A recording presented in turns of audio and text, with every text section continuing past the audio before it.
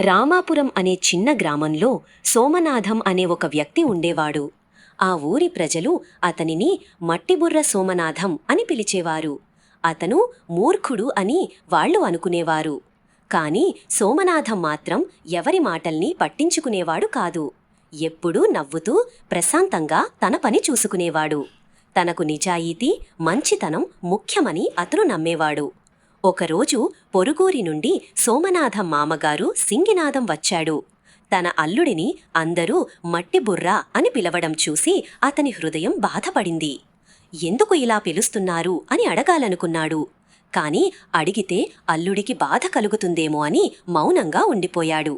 ఒక సాయంత్రం సింగినాథం బయటకు వెళ్తుండగా సోమనాథం పరుగెత్తుకుంటూ వచ్చాడు.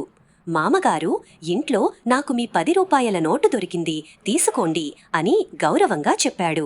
2 చేతులతో జాగ్రత్తగా ఆ నోటును అందజేశాడు. సింగినాథం ఆశ్చర్యపోయాడు. చిన్న మొత్తమైనా ఇంత నిజాయితీ! ఆ క్షణంలో సింగినాథానికి నిజమర్థమైంది.